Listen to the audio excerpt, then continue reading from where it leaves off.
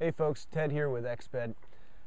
We're at the tail end of a week long of paddling out in the wild, having a great time, and we thought it'd be a good chance to give you a little overview of how to take care of a mat that you might puncture when you're in the field. A lot of people think punctured mat is something that really can't be dealt with unless you send it back to the factory or put a whole ton of glue on it, but really it's pretty straightforward. And when you bought your Exped mat, you bought it with a little repair kit. It comes with a repair kit with every single mat that's out there.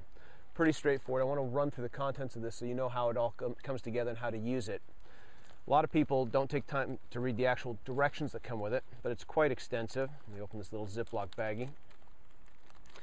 And if you want to practice your German or your French, or if you're German or French and you want to practice your English, we have them in all different languages, all nicely written right here so you can figure out what to do.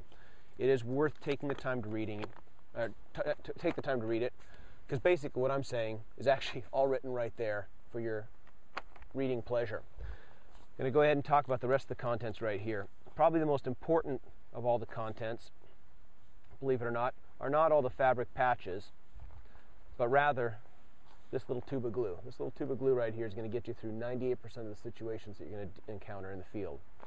I'm going to talk about the patches that we have here. We have them in different colors, obviously to match the different colors of the mat.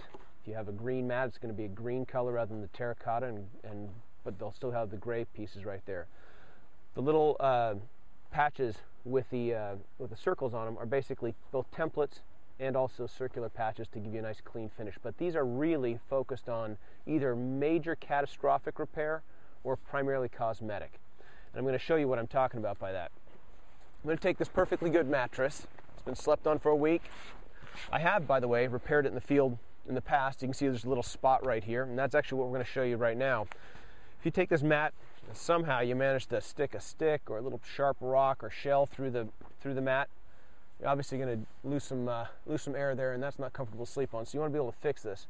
This repair that I'm going to show you really takes less than 5 minutes, really from beginning to end, once you found the hole. Now, this is not something you're going to want to do at home because don't want to do it any time at all. I'm taking a knife. I'm going to slaughter my mat right here. This is a sacrificial mat. So hopefully I'll have a mat to sleep on later on tonight. So I'm going to take my knife and put a hole in it, just like that. Obviously, this is going to cause my mat to, well, theoretically, it's going to cause it to deflate. I just stuck my knife right into my mat, and now it's leaking relatively slowly. If you're trying to find a leak, oftentimes you're not going to hear it, but you can feel it. So if you're trying to find a leak, folding the mat in half a little bit, putting some pressure on it really helps, and then running your face, particularly your cheek, over the area will really help to find any hole, even holes much smaller than this. So in this case, I've got a hole right here. I want to go ahead and get that thing patched. I'm going to fold the knife so I don't kill myself on it later on. And I'm actually going to deflate the mat because I know exactly where that hole is. Squeeze some air out of this thing.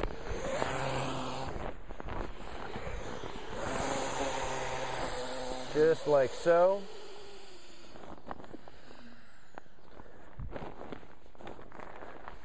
Get it all nice and flat right there. And you'll notice that I'm not going to use any of the patches whatsoever. I'm just going to go ahead and clean this up. I'm going to try and stuff some of that synthetic that I've managed to pop out of there. I'm going to push that back in so it's nice and clean, just like that.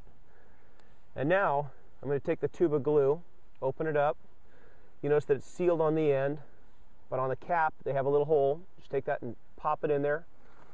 Just punctured it. Now I've got the glue. I have the hole right here, and I'm just going to go ahead and put a little dab on here. Just right over the top. Make sure it's nicely coated right there. Don't be afraid to use too much. Just nicely coated like that. And now we're going to let it dry for probably about 3-4 minutes. That's really all you need to do to actually patch this hole.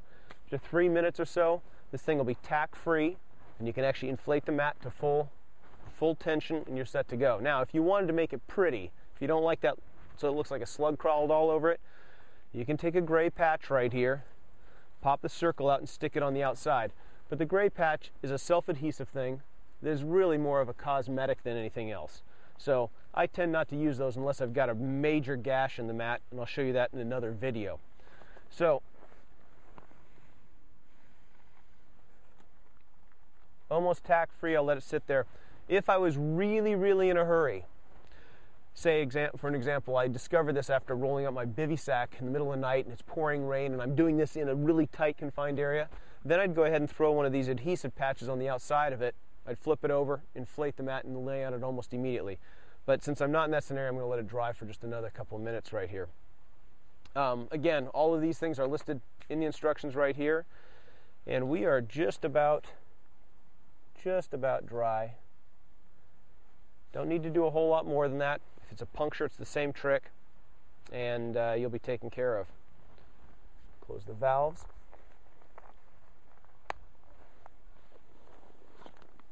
Let that sit there.